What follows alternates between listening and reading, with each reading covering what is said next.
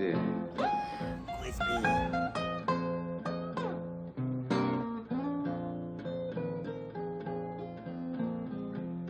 That's what she said. What's going on, YouTube? I haven't had a chance to film a video in a minute, so this is my first one in over a month now. As you can see outside, it's winter. It's winter already, December. Oh my gosh, I turned 31 this month. Got a nice little dusting last night. That's been pretty cool to see. Love driving around it. People in Ohio are the worst drivers in the world. I've driven all through Florida, and I thought they were the worst, but Ohio takes the cake. 2025 is coming to a close. 2026 is already here. I haven't had a chance to post for a minute, so I figured I'll just shoot while I'm out driving. I'm in Cleveland today, been coming back and forth for work, filming job sites, picking up checks. I've been working there for a year now, and I just signed a lease with my girlfriend on a new apartment, so we're here for another year. She's finishing up school, and I'm working my job sites and getting a production company going, and that's been pretty good to see happen, actually. It's better than the best shot I've had so far. The year was interesting. The craziest year of my life, for damn sure. For damn sure. Guy over here smoking weed, rolling up J while he's driving. That's impressive. Got a few projects underway. I'll announce those later or whatnot, but things are leveling out a little bit. It's just been the 2025 was just so crazy. Too crazy to, oh my gosh. It's even, I'm going to discuss it. Obviously, that's the point of this video, but it is a tough subject to tackle. 2025, a quarter century into the new millennium, and I have lost almost complete faith in humanity. I don't see a whole lot of hope in most people when I talk to them. They're kind of ready to just roll over and die, and that saddens me the most. I'm looking for a rallying cry, I guess. Seems like people want heroes again, and that's bizarre to see, but I get it. I've been doing a lot more writing lately, trying to work on some poetry. He's starting to warm up the car now. Started off the year by publishing my first book, A True History, or How I Learned to Stop Hating Snakes, Frogs, and Toads. I think I only sold 3 copies. Nobody bought that book. It's still one of my proudest achievements. I am very, very proud of that book. It's one of my favorites. I'll pick it up and read it anytime, because what's nice about writing versus filming is I can film and I remember the scenes because I went over and over and over again. But the words, the writing, I'll forget specific words. I'll forget specific sentences. I'm not going to remember how it's all worded. So sometimes I can read a paragraph and be like, ooh, that's really good. It can still delight my senses in a way that my own film cannot. Arguably the worst summer of my life, but also great in so many ways. Hanging out with friends, tripping balls a couple times.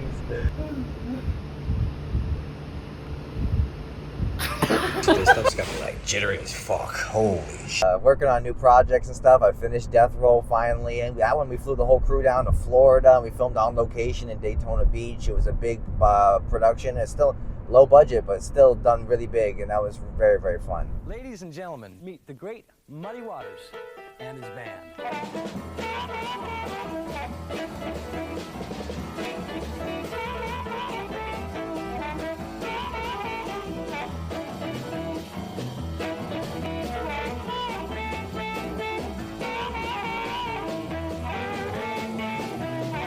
Got my mojo working, but it just don't work on you.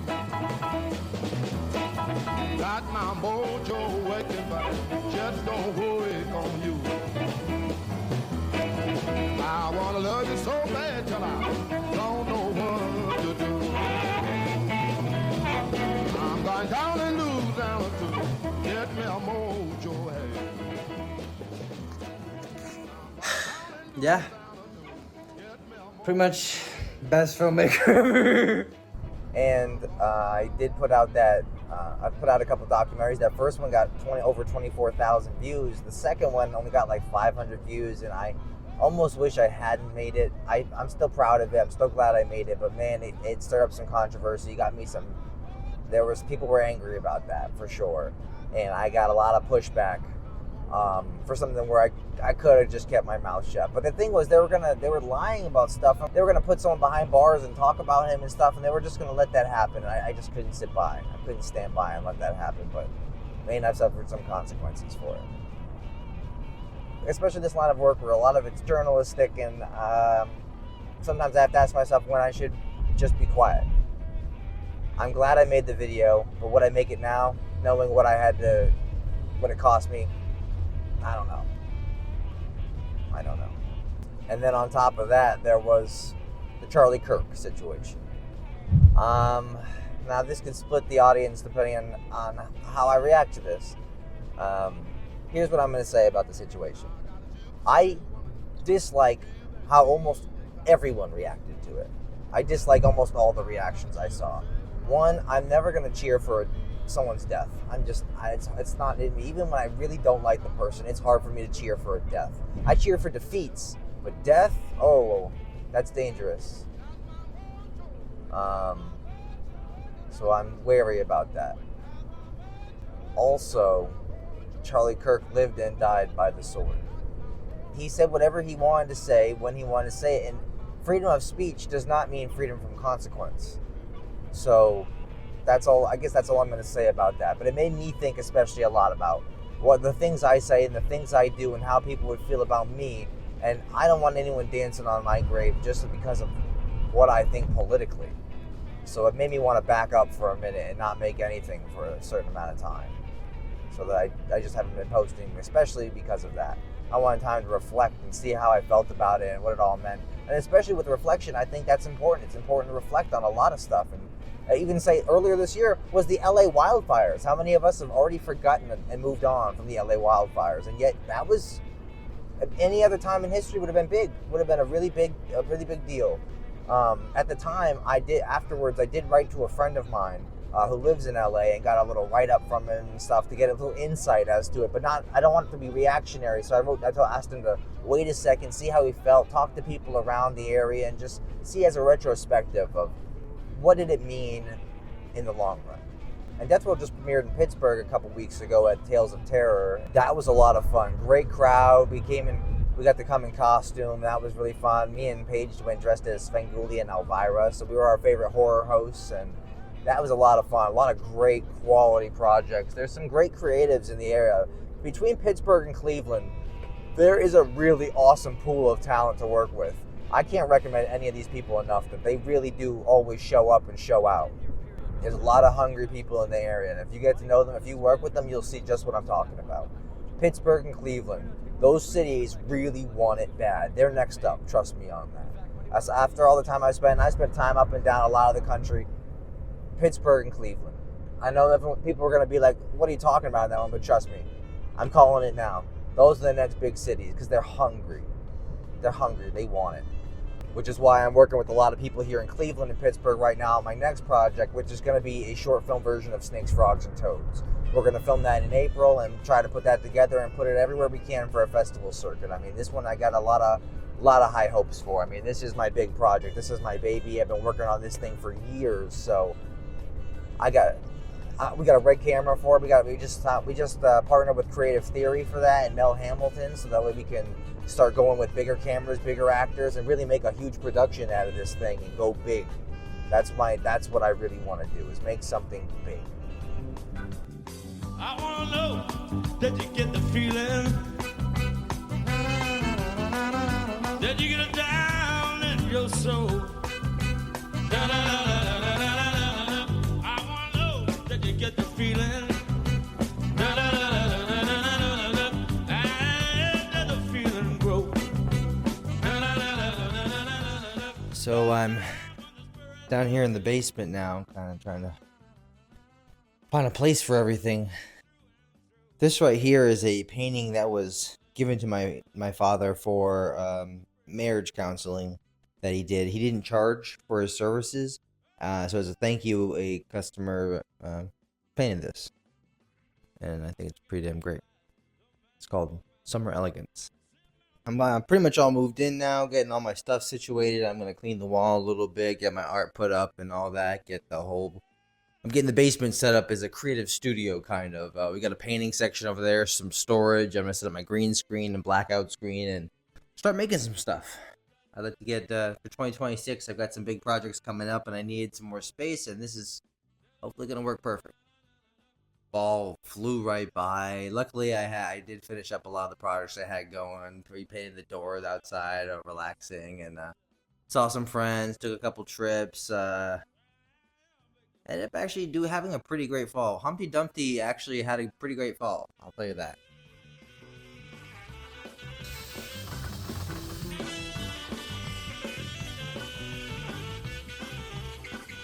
So I've got my paint, got my door. I just gotta put them together.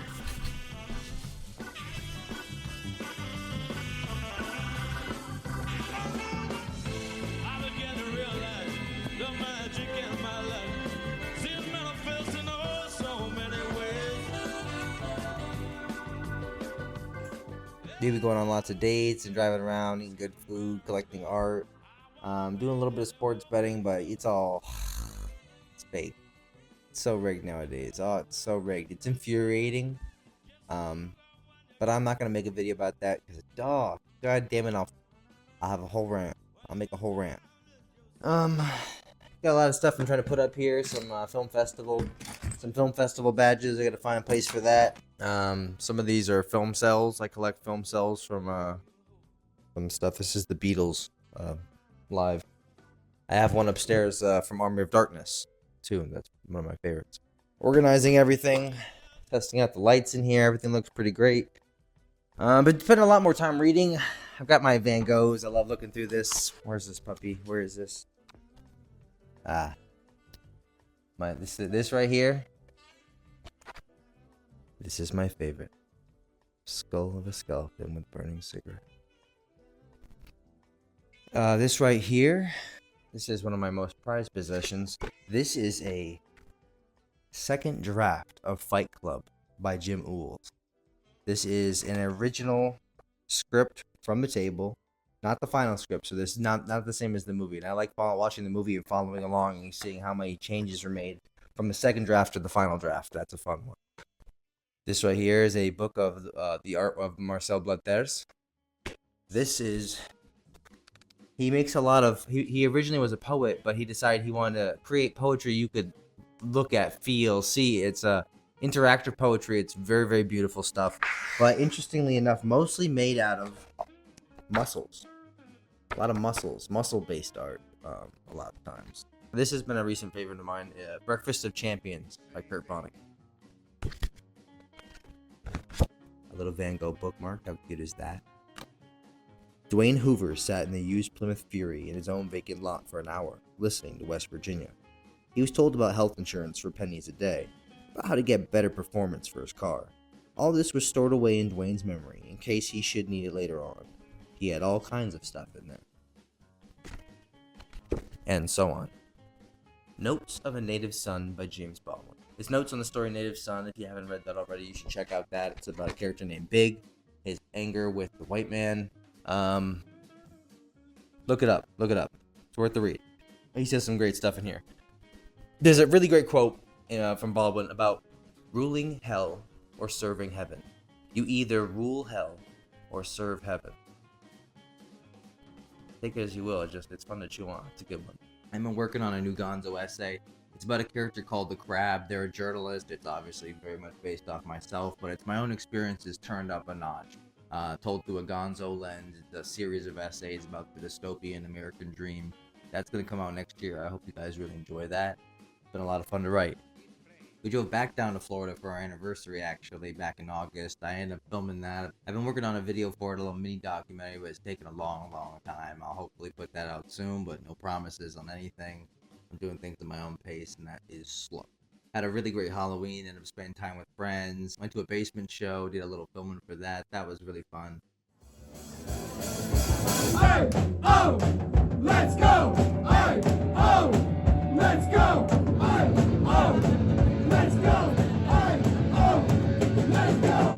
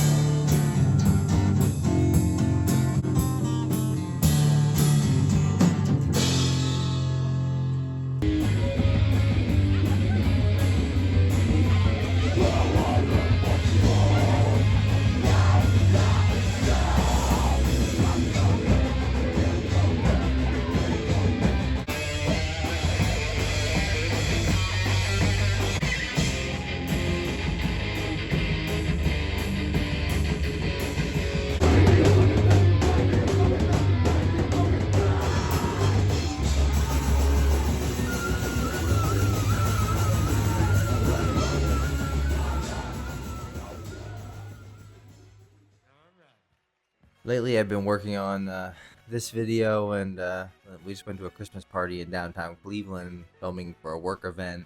Got to walk through downtown, have some food on the river. It was really great because at one point, this ship, I think it was called the American Courage, maybe?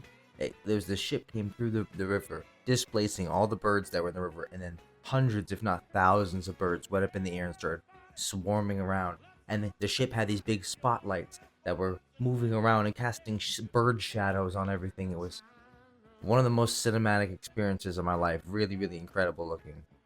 Had a lot of fun at the dinner. Got to spend time with coworkers, introduce them to my partner, Paige. She's in the other room right now watching the Ohio State game. I got a little money on that, so we'll see how that goes. OH.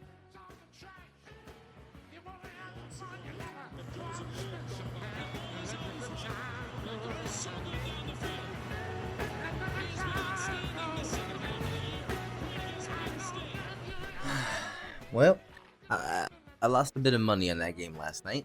Historically, it was a good bet to make. They won that exact setup 30 times in a row. The last 12 games in a row. I mean, of course they lose when I bet on it. That's on me though. No one made me do that. I'm just an idiot. So I've been talking about it for a while, and it's finally time for me to put it out there that the LA wildfires happened earlier this year.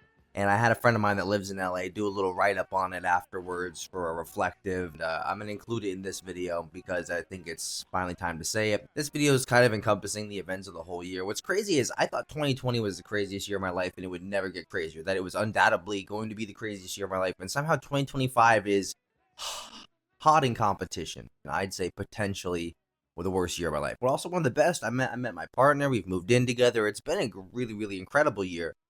But also, either way, here's Devastation with mixed reviews written by my friend Rabbitfoot. Los Angeles residents mostly watch the news for ghetto birds and car chases. In a large city, not so very full of angels, survival mode takes over and people worry more about personal property. On January 7th, 2025, people were checking the news in local neighborhoods for very different reasons. Throughout an explosive day and a few smoldering nights that followed, the whole city was watching its own show for the first time in years. Los Angeles transformed into a more vivid version of hell on earth than any creative vision I've seen come out of California. I couldn't help but find it funny, ironic even, that I left the harsh New England winters for this literal trial by fire.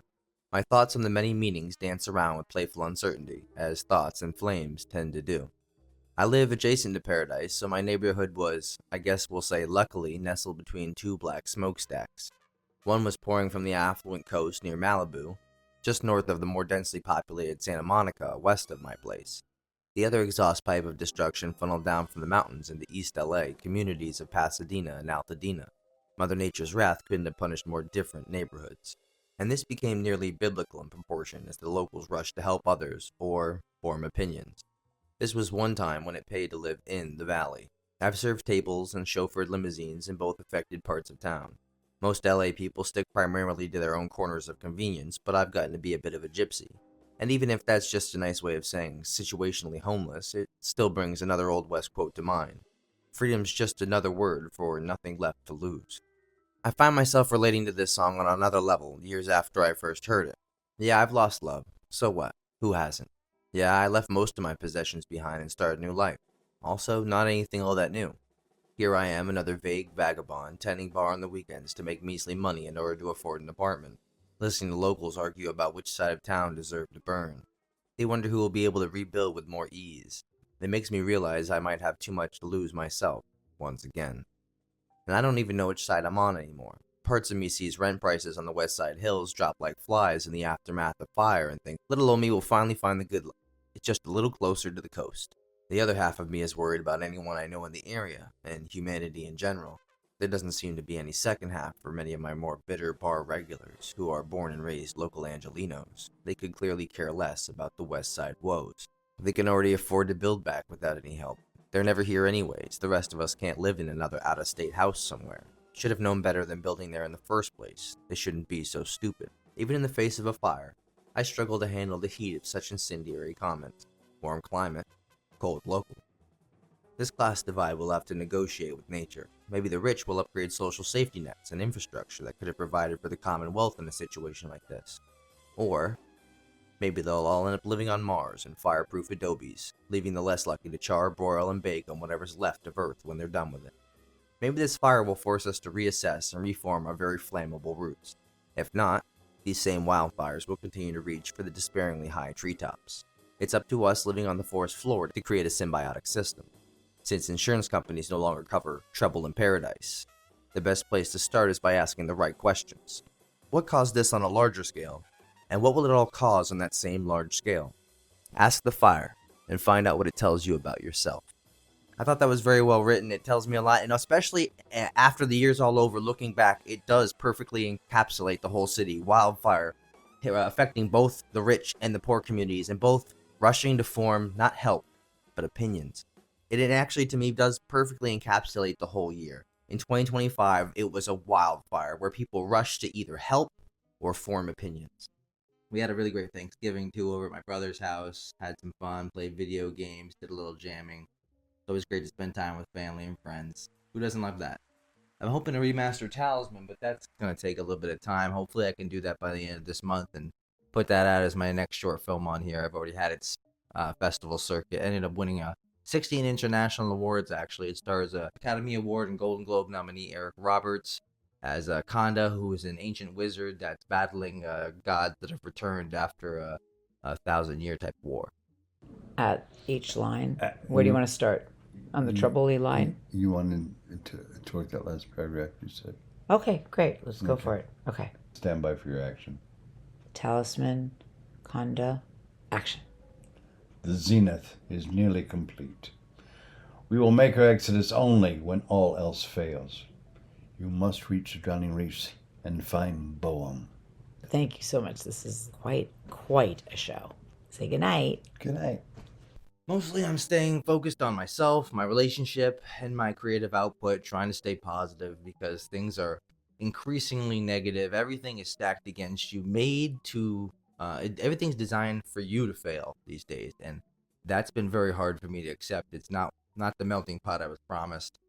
I wanted to create more journalism type content, but people are losing their lives for that nowadays, and I guess I just don't have anything to say yet that I'm worth dying over yet. Stay tuned. I love when you guys comment. I love hearing you guys' responses. If you feel like you relate to this content, leave a comment, like, subscribe, do all that. It's all a like and a share go a long way. Could really use your help. I'm gonna get finished around the house and get things set up, and hopefully hop back on, get this thing edited, finished up, and start working on the next one. Thank you so much. It seems the gods have returned. What? The old god of the western marshes has returned as flesh. You must find Boehm. Boehm will die. To hell with you, demon!